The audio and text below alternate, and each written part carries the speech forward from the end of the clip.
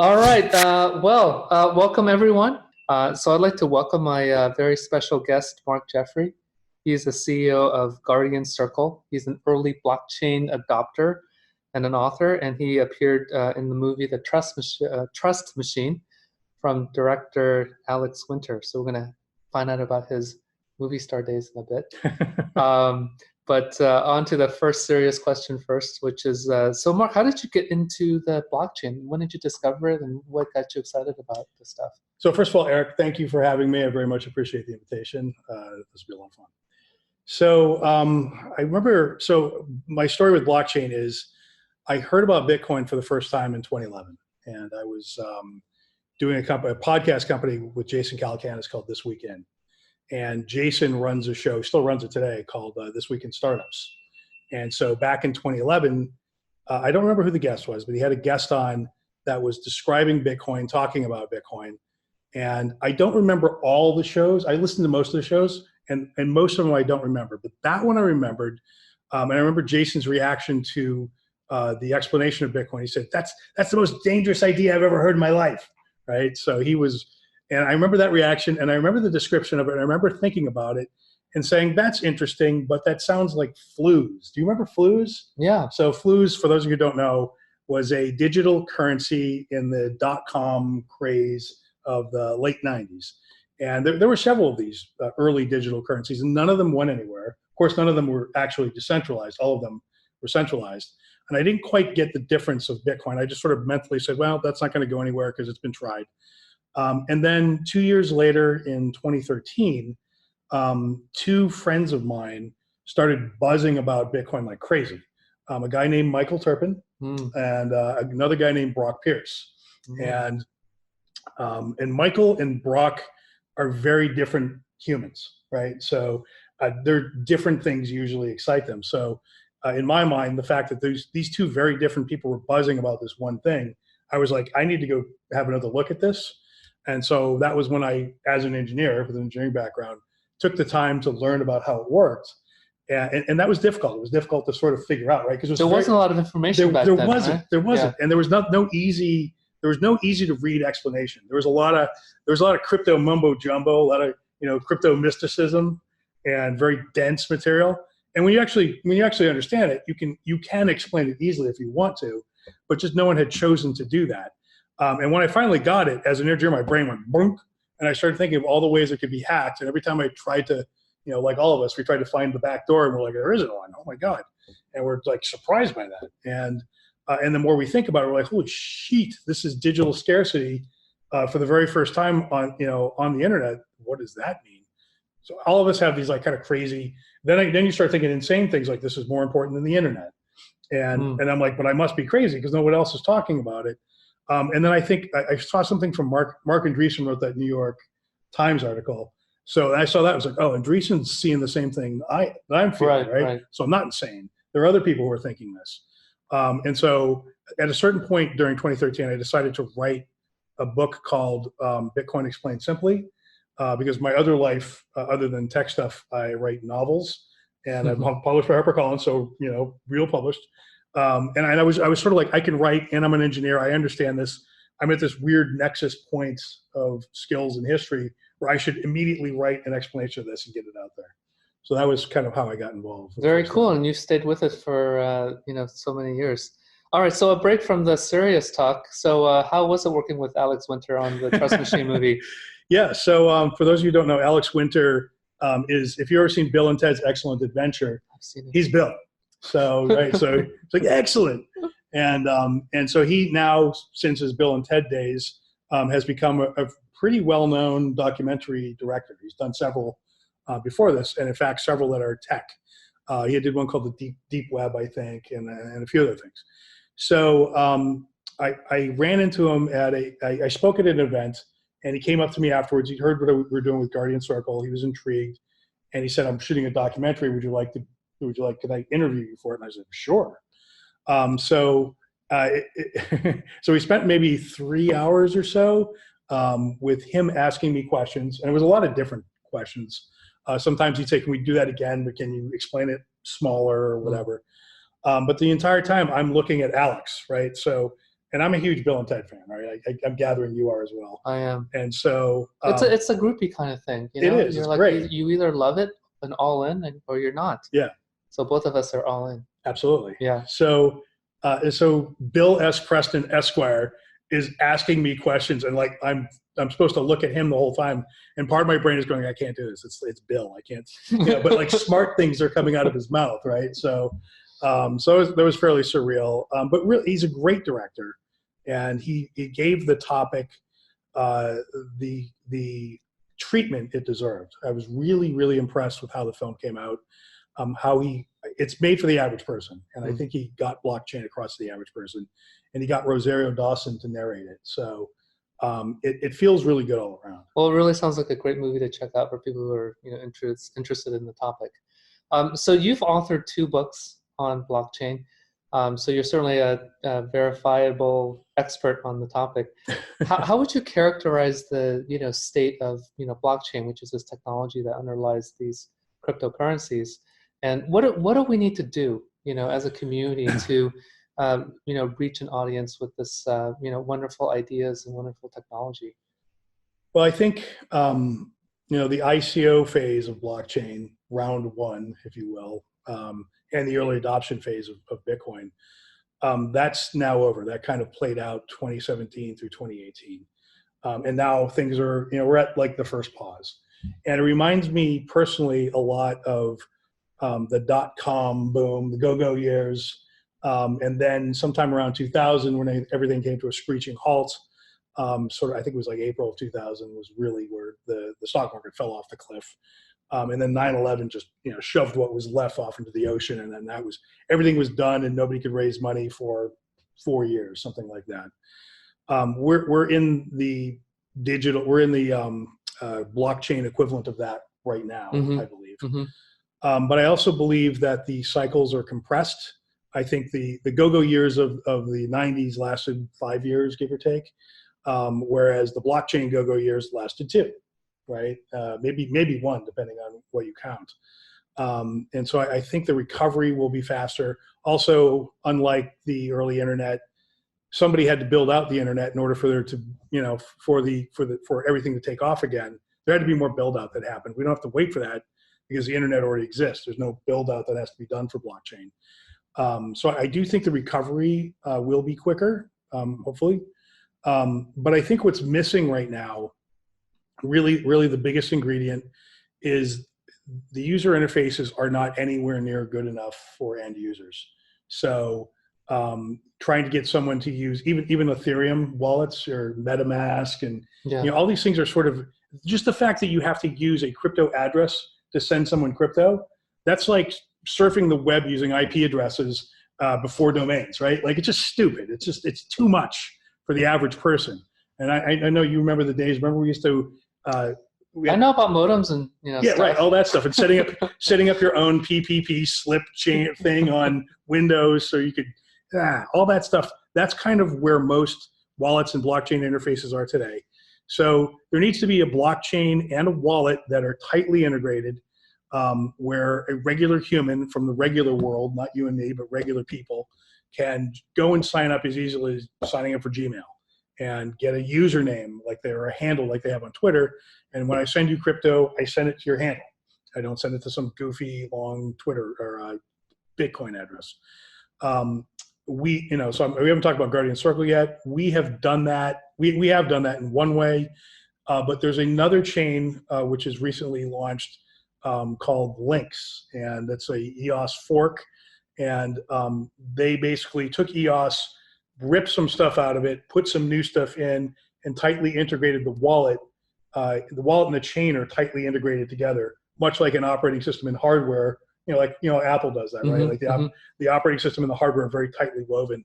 This is the first time I've seen a chain and a wallet tightly woven, so that I think regular humans in the regular world can use that chain and wallet for the very first time.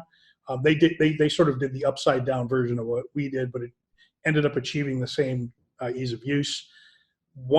So us or them or somebody else, one of these products has to break out with the mainstream world that's not really getting into it for crypto, but it's getting into it for the application that the utility of whatever is being provided there. Right. That's why they download it, not for the crypto, right? So it's not a crypto enthusiast.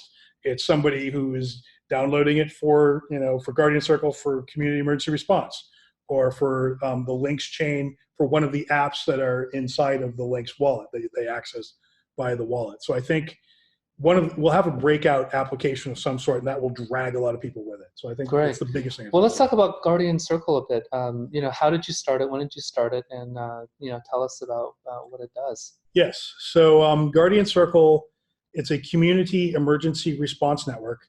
So the idea is that friends, families, neighbors, and nearby citizens can help one another in a crisis. So think of it like a private 911, right? Mm-hmm. The way it works is you download the app, you get your friends, family, and neighbors to download it. You connect as guardians in the app, so it's sort of like being friends on Facebook. Sometime later, you have an emergency. And when you do, you press the alert button. This sends an alert push notification to all your guardians, so their phones start going, They get an alert saying, Mark has sent out a Guardian Circle alert. When they click through, they're brought into a shared map in a chat room, so which we call an alert room. It's kind of like a situation room where the punchline is that in under 30 seconds, everybody knows where everybody else is, and everybody can talk to everyone, whether they knew each other beforehand or not. They all know you, but they don't know each other, right? But getting them communicating with each other on your behalf during your emergency can save your life. So the reason you asked why we started it, the reason we started it was in 2014, towards the end of the year, my girlfriend had a stroke, and she was all alone in her garage. And she's fine. I always like to say she's fine. Right? Make sure everyone knows. I got her to the hospital, but then later on I started thinking about the sequence of events and what happened. She was all alone. If I had not come home randomly at that time and the stroke had gone on for a long enough period of time, she could have been paralyzed or dead. And I realized that there was help. She was drowning in help. Her neighbor was home. 3 people had driven nearby while the event was occurring. She couldn't, but she had no way to get to it, right? Yeah. So long story short is I went looking for what I thought the right app was, and I couldn't find it. Right. So once I realized no one had built it yet, I decided to build it. Necessity is the mother of invention. It is. So is that why you partnered with Women's Safety XPRIZE? Yes. To continue to work on this very important area that you care about. Well, one of the things we made the first version of Guardian Circle. So that was the 1.0 or 2.0 version. I don't remember which right now, but it was an early version. Some folks had seen it and liked it, and meanwhile, unbeknownst to us, the XPRIZE Foundation was discussing a new prize that they call the Women's Safety XPRIZE, and it was meant to address the problem of women sexual assault in India specifically. And the problem that they have in India is when a woman is assaulted and she calls the cops come and assault her also. So normally more cops are the answer to a lawless situation. More cops are not the answer in this situation. So the XPRIZE people started thinking about it, and they said, well, we need 2 things. One is the woman needs a panic button device that she wears on her person that, hopefully think like a ring with one that she can get to with one finger. So they had all kinds of ideas about what the characteristics of the hardware device should be. It should have a long battery life. It should have a very strong signal. It should be very resilient against, when she's under attack. It shouldn't just break. And it should send out an alert. And secondarily, there should be a bunch of people with an app on their phone that receive the alert who can immediately coordinate with each other and come to a rescue. When the XPRIZE people decided to do this as the prize with those 2 components, they realized that hardware people are very different from software people, right? So the hardware people they wanted them focused on the hardware device. So they asked us if we would provide an API to Guardian Circle that these alert devices could plug into to generate alerts. And we were already building an API, so we were very easy for us to say yes. So we did. We worked for about a year with 88 prize contestants, which were then whittled down to 22 finalists. And middle to late of last year, we went out to Mumbai, India with those finalists to test those devices with Guardian Circle on the streets of Mumbai. And everything worked great. So that was pretty cool. And then we subsequently took our own API and plugged in Alexa. So you could yell to your Alexa device, I've fallen and I can't get up, right? Or whatever it is. And that will send off the Guardian Circle alert. So, and we're now in talks with a number of other folks about plugging their devices or other software products into Guardian Circle. Great, congratulations on that. Thank you. Yeah. So, where do you hope this effort is going to go? In the next few years. What's your vision for it? So, our vision is really simple. No matter where you are on planet Earth, the way the world should work is when you're in trouble, all you should have to do is press a button, and that sends an alert to the cloud. The cloud looks down and sees what people and resources are near you and just pushes it all to you as quickly as possible. So we're the new 911 for the world, right? That is really the universe we're disrupting. Awesome. And I think we'll have to do it a market segment at a time, but I think it's doable, and I think the world needs it. Well, it makes a lot of sense when you describe it that way. So, so in terms of implementation, you decided, I understand, to use the NEO blockchain, which is a very unique choice, and I'd love to hear why you chose them over systems like EOS and Ethereum, which are more well-known choices. So why did you pick NEO? Yeah, we're like the NEO heathens. I know. We get that reaction a lot, especially in the States we do. And NEO is a Chinese based blockchain, exactly. So so it's interesting. Yeah. So and we live in LA, which is EOS country, frankly. Right. So a lot of EOS folks down there, so we know them all. So when we decided that we wanted to build a coin and build it into build a wallet into Guardian Circle. Actually, let me start here. When we decided to do this, we knew that we would have to build an experience like I just described, where real, normal people from the normal world can access and use crypto. So people were going to download Guardian Circle. I could not reasonably get them to download a wallet app also, right? We were going to lose 90% of them at that point, right? So the wallet had to be inside Guardian Circle. So we knew that. So that was one requirement.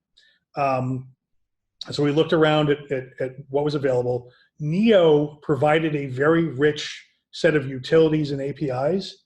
Like it was orders of magnitude easier to build that experience on NEO than it was on EOS or Ethereum, which were much more raw blockchains. You have to do your own elliptical curve signing algorithms, right? Like all that stuff is taken care of for you on NEO. It's just an API call. So we kind of looked at that and we said, all right, so NEO looks better from that perspective. And then we looked at Ethereum and EOS. Ethereum around this time had just had the CryptoKitties event happen, right? So for those of you who don't know, Ethereum can handle about 21 transactions per second. CryptoKitties became very popular very quickly and completely overwhelmed the Ethereum blockchain, so that transactions were taking 8 hours to a day to get through. So we looked at that and we said, well, that's not scalable. And we had no idea whether Ethereum ever would be scalable or not, and that's still kind of debatable. Meanwhile, EOS wasn't out yet. So when we made this decision, EOS hadn't launched yet. But we'd read the white paper and we were convinced that it would be pretty scalable when it came out. However, EOS had a different problem other than the complexity of making a wallet on top of it. They charged EOS to create new accounts, right? So because the wallet was inside the Guardian Circle app, we would therefore be creating new EOS accounts inside Guardian Circle for each new Guardian Circle user. And at the time, it was between $1 and $4 worth of EOS. So and Guardian Circle is meant to be a very viral thing. And if we succeeded, let's say we got 1 million users overnight, that would cost us between $1 and $4 million on EOS, which was just insane. So we said, well, we can't risk that, so we can't go EOS. And so, on NEO, there is no charge for creating new accounts. Plus, they had the best primitives. So even though it was sort of a weird choice, it was also the best choice. And since we went NEO, we were very happy. We accomplished what we thought we'd be able to in terms of the quality of the wallet.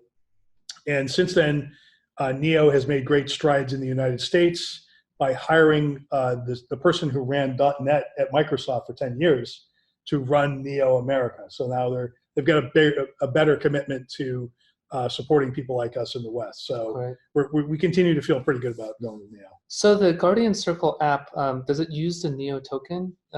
It uses a NEP5 token, which, Okay. if you're familiar with the Ethereum world, it's the equivalent of an ERC20 in the NEO universe. So you have your own token? We do. Okay. And can you explain a little bit about how the token works in the app? So the token is called GUARD, and that's its symbol, just GUARD. So we basically use it as loyalty points and rewards inside Guardian Circle. So download Guardian Circle, it comes with some free GUARD. So download Guardian Circle and get free GUARD today. As you refer people, as you refer Guardians, invite people to become Guardians or just enter the system, you earn more GUARD. You're helping us grow the network. So it's, these are kind of obvious things. When you respond to an alert, we will give you a little bit of GUARD, but also your responders have an opportunity once the alert ends. Everyone who attended your alert and tried to help you is now lined up on a tip screen. So you can decide whether to tip them some GUARD or not. And hopefully you will, right? Because hopefully they've helped you. Yeah. So there's that. And then on the back end, so those are the front end ways in which we use GUARD. On the back end, that API that we just described to you, you have to stake GUARD in order to access the API. And it's 1 GUARD per device. So long as you keep, if you want to add 1 million devices, you have to buy and stake 1 million GUARD. So that is the way in which the API works. Great. Well, very interesting use of the tokens. So you wrote a book back in 2014 called Bitcoin Explained Simply. Yes. So are the ideas in there, do they still apply today? And what would you offer, in terms of advice for people in 2020, right? People who are interested in, investing in cryptocurrency, or even people who are, interested to develop, on blockchain. What advice would you have for them today? Yep, great question. And this is not investment advice, just so we're real clear. Not investment advice. I am not an investment just opinions expert, just from my opinion. one person. So in terms of, the book originally was only about Bitcoin and meant to make people understand what Bitcoin was, but also why it held value. So, it is like gold. It's scarce. It's easily divisible. It can't be forged. So those are all properties that gold has. But unlike gold, it is transmittable anywhere in the world. Is easily sending an email. You don't have to put it in a vault. It's easy to move, right? So all those things that I talked about in the book, and there's more, but the basics of it, that obviously all still holds true. And a lot of people still don't understand those things, right? So as more time moves on, more and more people do understand those things. However, the book also talks a lot about Mt. Gox and things that sort of, sound kind of 90s now, right? So it's like mentioning AOL, like it's a new thing, right? So there's a little bit of the book's a little old at this point, but the basics are still true. But I would say in terms of, I'll add investment advice, which is not investment advice, but my opinion. I personally believe that Bitcoin remains the best asset that anyone can buy on Earth right now, and I am in on it myself quite heavily. So I'm, I put my money where my mouth is. I believe that Bitcoin continues to be. We're still very early in the adoption of digital currencies, right? So there's only 21 million coins ever. There's 7 billion people on Earth, and 5 billion of those coins are probably lost forever, depending on who you believe with the whole Craig Wright thing, and, et cetera. But my guess is that probably 10 million coins are really kind of where we're at in terms of what's really available. So 7 billion people fighting for 10 million coins, and right now less than like 0.1% own any sort of digital currency on Earth. So at some point, there will be a mass movement towards it, I still believe. Other than that, I personally feel like the Ethereum blockchain continues to have issues with scalability, not for technical reasons, but for reasons of technical leadership, in that there's a lot of squabbling still in that universe. You may disagree with me on that because I know you like Ethereum, so I don't want to insult anyone here, but my personal opinion is that there's still too much infighting. I don't think we'll see it. EOS is already scalable today, despite other problems with it, and NEO is already scalable today, despite its own problems. So There's not a strong hand at the top of Ethereum being a dictator. There is at the top of EOS, and there is at the top of NEO. So I think right now in these early stages, it needs that kind of strong hand. That said, over the last couple months, I don't know if you know about this, but the EOS blockchain has been unusable. So they've had their own version of CryptoKitties happen to them. And as you know, you all may not know this. I know you probably do. EOS is mostly gambling, right? It's like 90% gambling apps. That said, it had a lot of gambling usage. So it was quite active, and quite large numbers of money, or volume, amount of money was gambled on EOS. So there's a lot going on there. However, those are applications. There are applications. Early, examples of applications on the blockchain. I think it's okay. I mean, the early internet was largely gambling and porn and other things. Let's just be honest. So it's not necessarily a terrible thing that that's the first step of a new technology, historically speaking. So, but EOS, there's one app that has come along.